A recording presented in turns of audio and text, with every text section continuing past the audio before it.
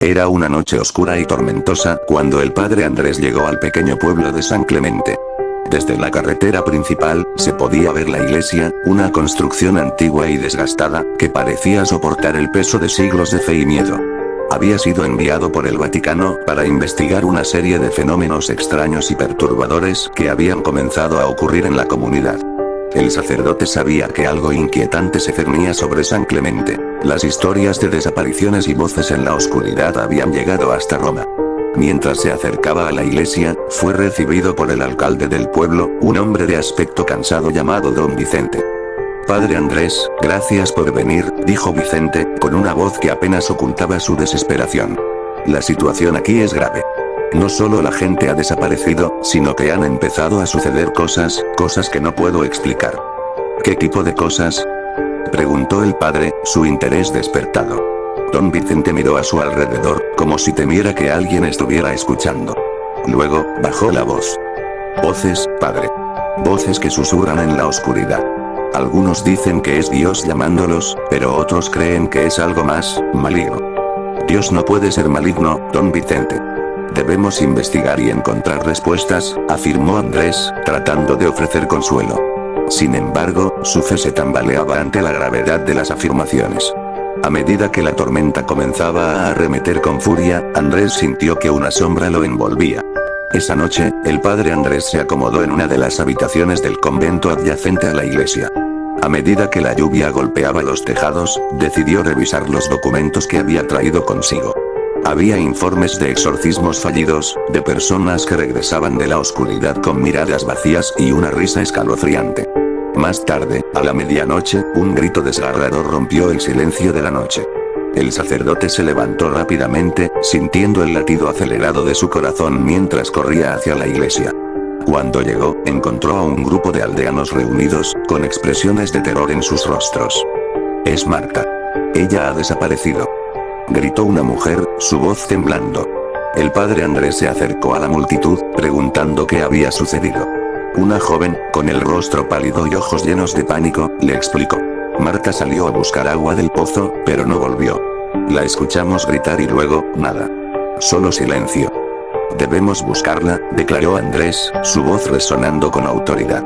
Con un grupo de hombres del pueblo, se adentraron en el bosque cercano al convento.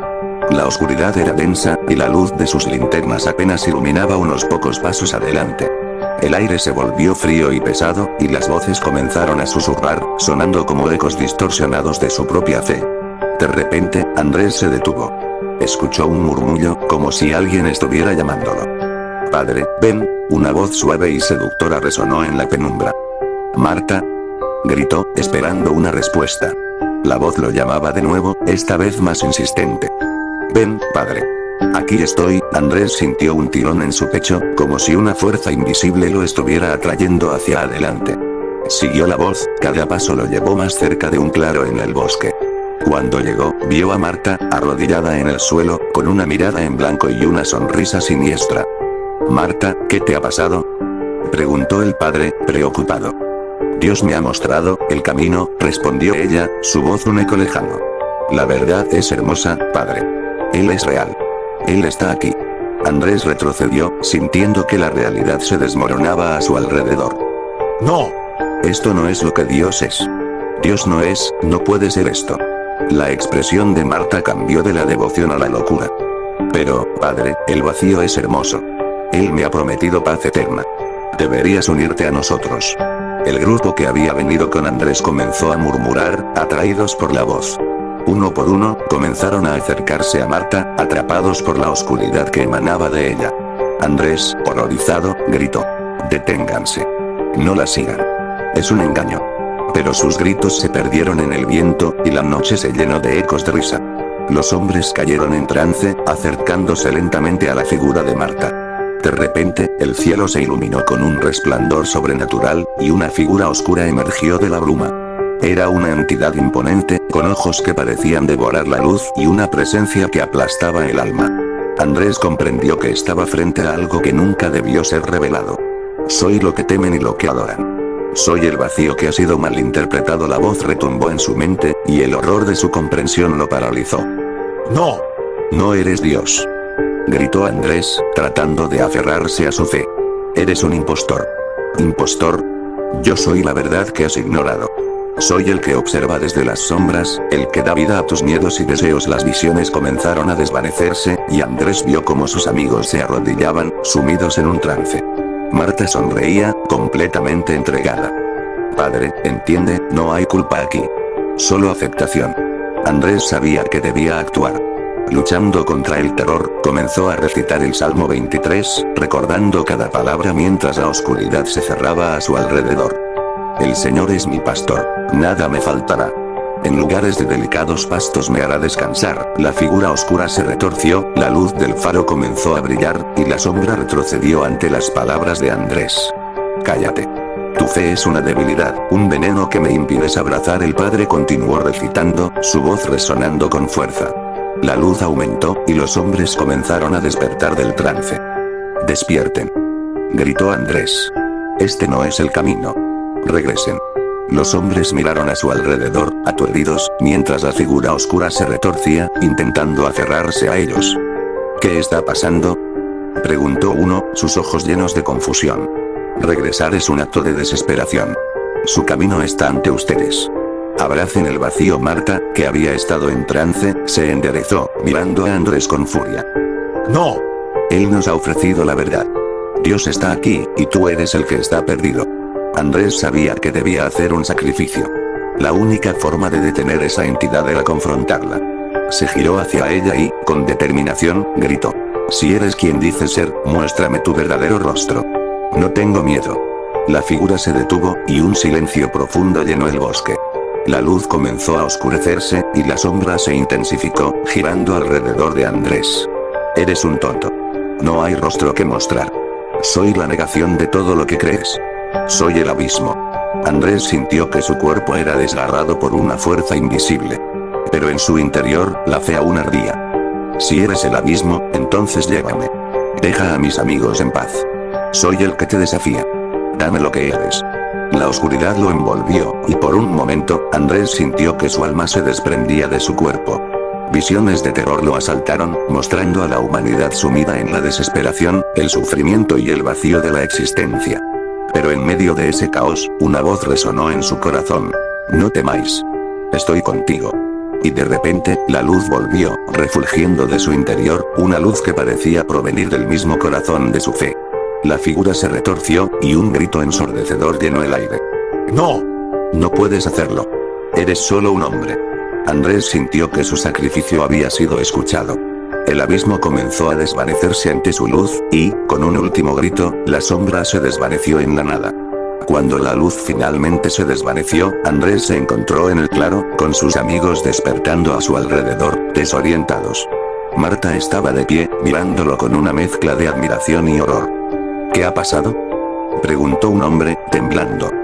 Has enfrentado el terror y has triunfado, padre, respondió Marta, su voz llena de incredulidad. Pero, ¿a qué costo? Andrés, exhausto, miró a su alrededor. Habían regresado, pero el peso de lo que habían experimentado los marcaría para siempre. Lo que hemos visto, es solo una parte de lo que hay. Pero no podemos dejar que el miedo nos consuma.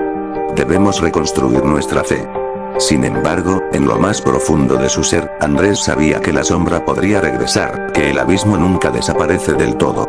Esa noche, mientras la tormenta se calmaba, él miró hacia el cielo, sintiendo la carga del silencio. Dios, pensó, es tanto luz como oscuridad, y tal vez, solo tal vez, el verdadero terror no reside en el abismo, sino en el entendimiento de que la fe puede ser tanto un refugio como un camino hacia lo desconocido. En San Clemente, el tiempo pasó, y la historia del padre Andrés se convirtió en leyenda. Algunos aún susurran sobre lo que realmente ocurrió en el bosque esa noche. Las desapariciones se detuvieron, pero las voces nunca desaparecieron por completo. A veces, al caer la noche, se pueden escuchar ecos de aquellos que han mirado al abismo y han regresado. ¿Eres tú, Dios? El silencio a menudo es la única respuesta. Año 0 después de Cristo. En una pequeña aldea en las tierras de Judea, los aldeanos observan signos en los cielos y escuchan rumores sobre un niño especial que ha nacido en Belén. Entre la confusión y las esperanzas, algunos pocos sienten algo mucho más oscuro. No muy lejos de la aldea, un anciano de túnica negra, conocido solo como Malach, murmura en lenguas antiguas, convencido de que la llegada de ese niño traerá consigo una verdad que la humanidad jamás debería conocer. Mientras el sol se pone sobre el desierto, Elazar, un campesino piadoso, observa con inquietud cómo su rebaño se comporta de manera extraña. Desde hace días, los animales no se alimentan y solo miran al cielo con ojos vidriosos y temblorosos. Una noche, uno de los corderos cae muerto sin razón aparente, y Elazar se da cuenta de que tiene extrañas marcas talladas en su piel, marcas que no sabe interpretar pero que lo llenan de terror. Decide visitar al anciano Malach, conocido por su conocimiento en secretos prohibidos. ¿Qué significa esto, anciano?, pregunta Elazar, mostrando una pieza de piel marcada con símbolos incomprensibles. Malach la observa con ojos que parecen encerrar siglos de conocimiento y, con voz baja y temblorosa, murmura. Es una señal. Algo se aproxima. Algo que el mundo no está listo para entender. Esa noche, mientras la aldea duerme, Malach revela a Elazar una profecía que ha guardado en silencio durante años. Según antiguos escritos, la venida del niño no solo significaría la salvación, sino también la revelación de una faceta de Dios que la humanidad no podría soportar: el abismo interno. Una verdad tan atroz que el mero conocimiento de ella podría volver a los hombres en contra de todo lo que creen. Se dice que aquel que mire directamente el rostro del niño verá también este abismo. Elazar escucha la profecía y su piel se eriza. Entonces, ¿el niño es una amenaza? ¿Es un profeta de oscuridad?, pregunta, entre asustado y fascinado. Malach niega lentamente con la cabeza. No. Es una puerta. Aquel que lo vea sin fe verá el vacío en los ojos de Dios, y será consumido por él. Pocos días después, un grupo de extranjeros llega a la aldea, guiados por rumores sobre el niño. Entre ellos está Saúl, un hombre de mediana edad y sabiduría, quien afirma que su misión es de carácter sagrado. Sin embargo, Saúl no es un creyente común, es un estudioso de misterios antiguos y ha escuchado leyendas sobre el rostro oculto de Dios. Vengo a presenciar algo que los hombres jamás debieron ver, dice Saúl a Elazar, después de una conversación en la que ambos sienten una extraña conexión. ¿Y no temes perder la cordura?, pregunta Elazar, recordando las palabras de Malach.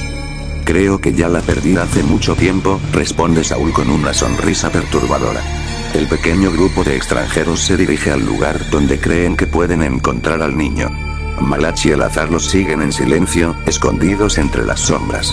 La noche está extrañamente silenciosa, como si la misma naturaleza contuviera la respiración. Cuando llegan a la cueva donde descansa el niño, una presencia espeluznante parece llenar el aire. Saúl se adelanta, temblando, mientras observa al niño durmiendo plácidamente en los brazos de su madre. Al acercarse, siente una atracción incontrolable hacia el pequeño. En ese instante, abre los ojos, y Saúl ve algo en ellos que lo deja inmóvil. Dios mío, susurra con voz entrecortada. Los ojos del niño reflejan un abismo sin fondo, una oscuridad infinita que contiene todas las atrocidades, miedos y horrores de la humanidad. En ese instante, Saúl es consciente de todos los secretos oscuros de la existencia. No hay paz, solo un vacío que devora. Escucha una voz en su mente que le dice: soy lo que temes. Soy el otro lado de la fe. Con un grito desgarrador, Saúl cae al suelo, sus ojos en blanco. Elazar y los demás observan horrorizados cómo el hombre se convulsiona y ríe histéricamente, mientras lágrimas de sangre caen por sus mejillas. Malach, quien ha visto todo desde las sombras, se aproxima lentamente a Saúl, quien aún está en el suelo, murmurando palabras incoherentes. Sin embargo, Saúl pronuncia algo que todos pueden entender. El rostro de Dios es la muerte y el vacío. No hay salvación. Solo abismo. Aterrados, los demás intentan huir, pero Malach los detiene, su rostro inexpresivo y sombrío. Ahora lo han visto, dice, señalando la cueva. No hay vuelta atrás. Todos han presenciado la verdadera cara de Dios. Poco a poco, los extranjeros y Elazar comienzan a experimentar visiones terribles y pesadillas. Ven imágenes de destrucción y sienten un peso oscuro en su interior, como si algo en ellos se hubiese roto al mirar en los ojos del niño.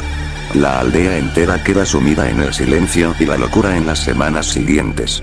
Algunos aldeanos afirman haber visto un reflejo del rostro de Dios en el cielo nocturno, un rostro descompuesto y sin alma, observándolos desde las estrellas.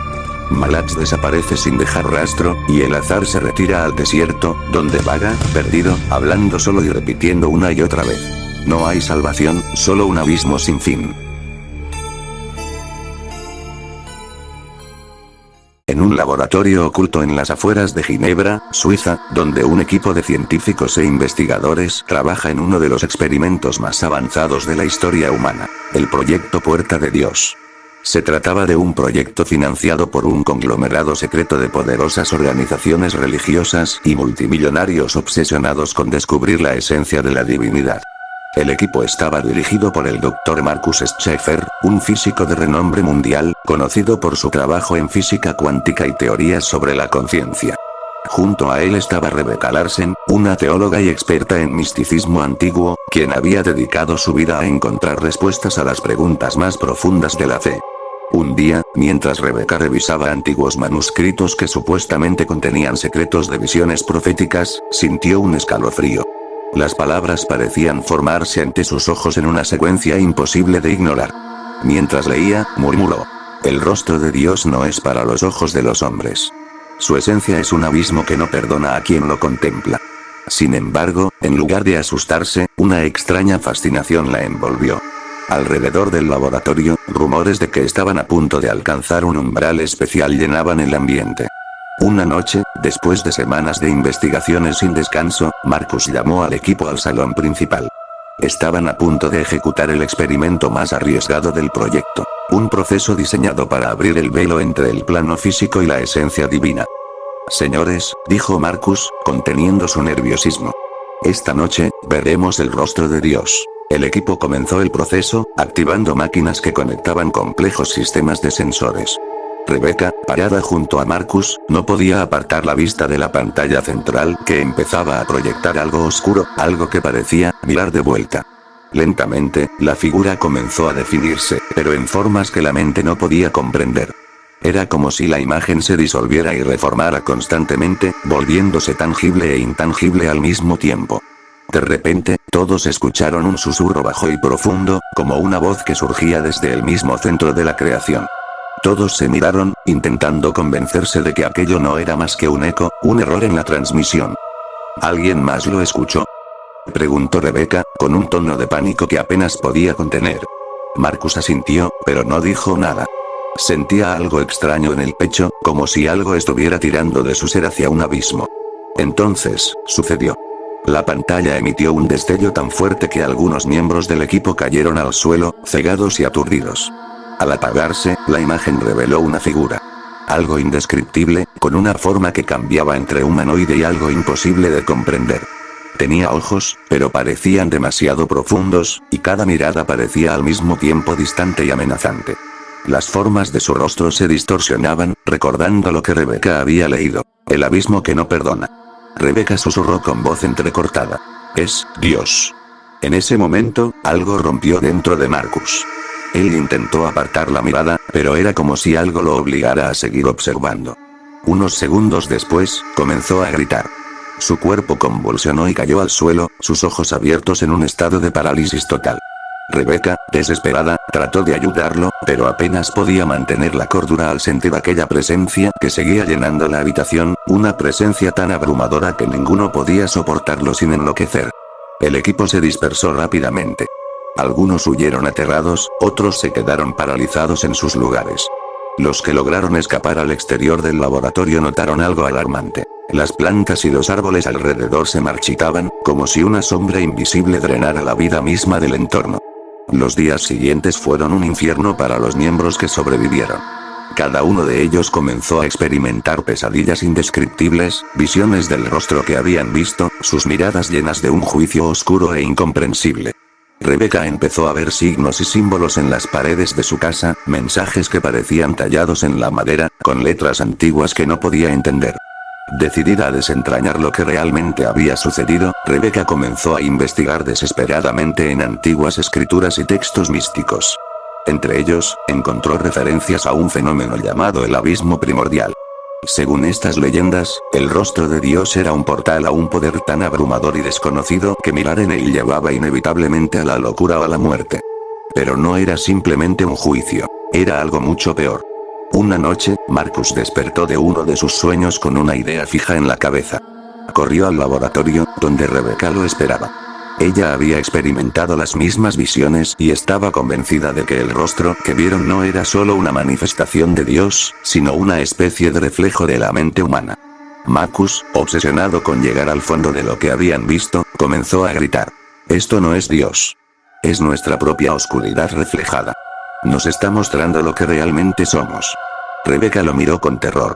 La presencia que había sentido aquella noche era demasiado abrumadora como para ser una proyección humana. Pero Marcus continuó. La verdadera esencia de Dios es el abismo. Es todo lo que hemos negado y temido. No hay nada santo en él. Nos ha mantenido ciegos, haciéndonos creer en su bondad, pero en realidad es solo un reflejo oscuro de nuestras propias almas. Rebecca intentó calmarlo, pero Marcus parecía más allá de la razón. En un arranque de locura, activó las máquinas del proyecto una vez más, gritando. Voy a enfrentarlo. Voy a verlo hasta el final. La imagen comenzó a formarse de nuevo en la pantalla, y esta vez, la figura era mucho más clara. Era una fusión de todos los horrores de la humanidad, un ser compuesto de sus peores pensamientos, de todos sus miedos reprimidos. Su rostro se convirtió en miles de rostros gritando, en seres en agonía eterna. Entonces, la figura habló, y su voz resonó en los corazones de todos los presentes. Yo soy lo que ustedes han hecho de mí. Soy su creación, el reflejo de cada temor, cada odio y cada sombra que han escondido en su interior. No soy el Salvador. Soy la verdad que han temido ver. Rebecca sintió que sus piernas fallaban, su mente cayendo en un abismo que parecía no tener fin. Mientras la voz resonaba en su mente, vio el verdadero rostro de Dios. Era un vacío absoluto, una oscuridad insaciable que devoraba toda esperanza, toda luz.